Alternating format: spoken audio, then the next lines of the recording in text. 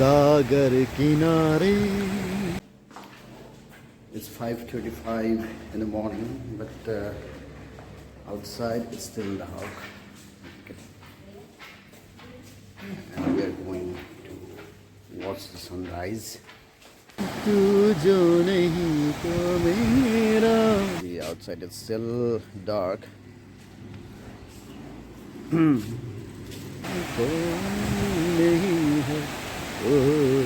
নমস্কাৰ বন্ধুসকল, আশা কৰোঁ আপোনালোক সকলোৱে ভালে কুশলে আছে। পুনৰ স্বাগতম জনাইছোঁ আপোনালোকক মোৰ এই চেনেল টিটাপ ট্ৰেভেললৈ লৈ আনিছোঁ আপোনালোকৰ বাবে আন এটি ভিডিঅ'। আৰু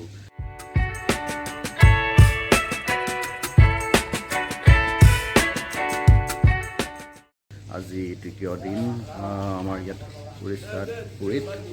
আৰু এতিয়া সময় হৈছে 5:35 ৰাতিপুৱা, আৰু বাহিৰত এতিয়াও এন্ধাৰ হৈ আছে ইয়াতে। আৰু এতিয়া মই চাবলৈ যাব ওলাইছোঁ ছানৰাইজ, ব্লু ফ্লেগ বিচ আছে তাৰ পৰা। আশা কৰক খুব ধুনীয়া এটা সূৰ্যোদয়ৰ দৃশ্য উপভোগ কৰিব পাৰিম আৰু আপোনালোককো দেখুৱাব পাৰিম। গতিকে ব'লক আমি এতিয়া যাওঁ ব্লু ফ্লেগ বিচ।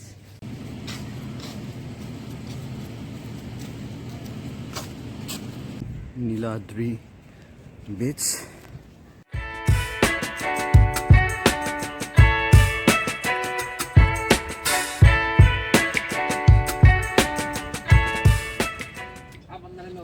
अच्छा 15 से 26। अच्छा ठीक है।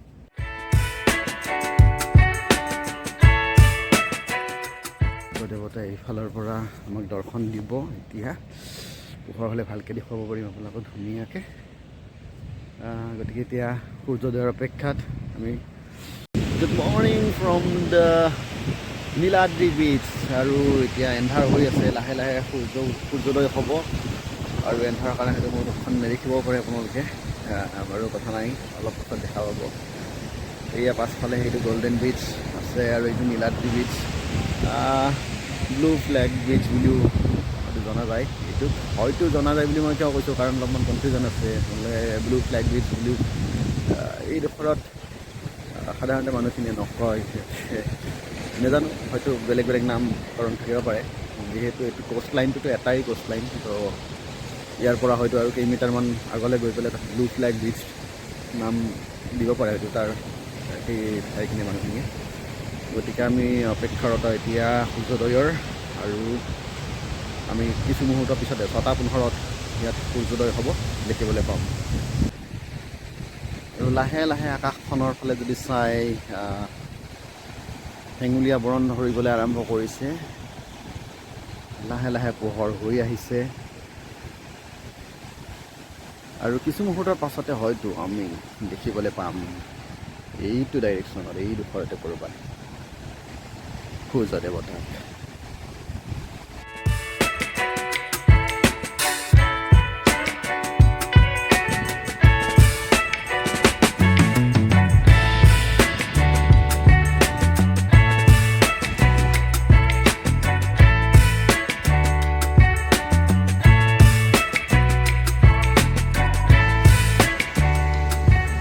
भाई कितने बजे निकलेगा ये सूरज?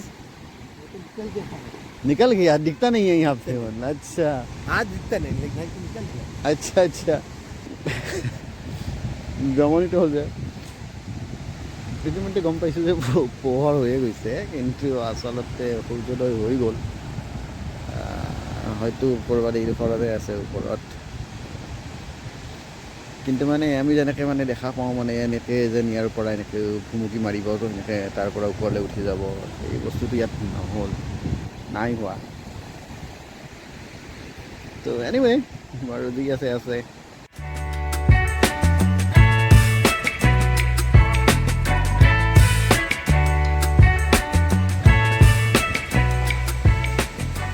দৌৰি ব্লগ কৰাৰ অভ্যাস নাই, নোৱাৰোঁ দৌৰি ব্লগ কৰিবলৈ। আৰু লাহে লাহে খোজকাঢ়ি গৈ আছোঁ। আৰু এনেকুৱা ধৰণৰ ইয়াতে চকী পাৰি দিয়ে, বহিব পৰা ব্যৱস্থা আছে। আৰু এই বীজটো খুব চাফ চিকুণ অৰ্থাৎ মানে চাফ চিকুণকৈ ৰখা হৈছে, সেইকাৰণে চাফ চিকুণ কৰি আছে। ডাষ্টবিন আছে প্লাষ্টিক পেলাবলৈ চেণ্ডেলটো থলোঁ থৈ পেলাই খালী ভৰিৰে এতিয়া অকণমান পানী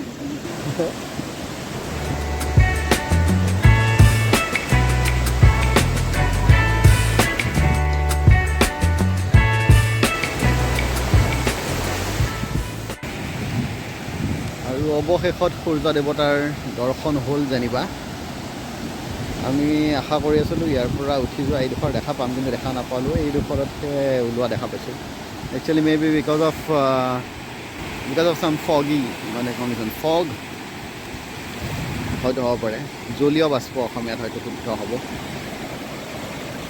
যিয়ে নহওক দেখা পালোঁ আৰু এই যে চকীবিলাক যে থাকে যে মই অথনি যে দেখুৱাইছিলোঁ আপোনালোকক এই চকীবিলাক একচুৱেলি মানে চৰকাৰীভাৱে ইয়াতে দিয়া নহয় মানে চৰকাৰীভাৱে মানে এইটো ফ্ৰী নহয় আচলতে পেইড হয় 50 টকা লাগে তাত বহিবলৈ ইয়াৰে স্থানীয় মানুহৰ এইটো ব্যৱসায় টুৰিজিম ব্যৱসায়টো এনেকৈয়ে চলে টুৰিজিমটোৰ লগত জড়িত হৈ বহুত মানুহৰ জীৱিকা চলি থাকে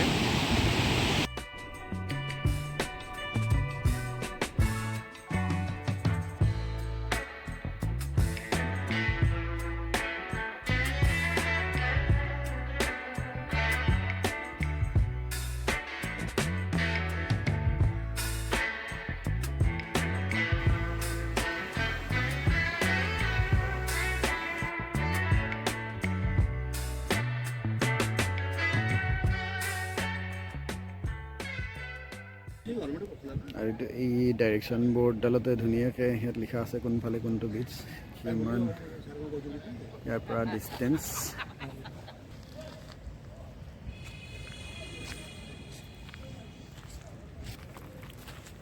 লাৰ্ণ চাৰ্ফিং আপুনি যদি চাৰ্ফিং শিকিব বিচাৰে তেতিয়াহ'লে ইয়ালৈ আহিব পাৰে এইটো কণ্টেক্ট নম্বৰ দিয়া আছে নীলাদ্ৰি বিচত উৰিষ্যাত ইয়াতে আপোনালোকে চাৰ্ফিং শিকিব পাৰিব ভাৰততো যে চাৰ্ফিং শিকায় আগতে গম পোৱা নাছিলোঁ এতিয়া গম পালোঁ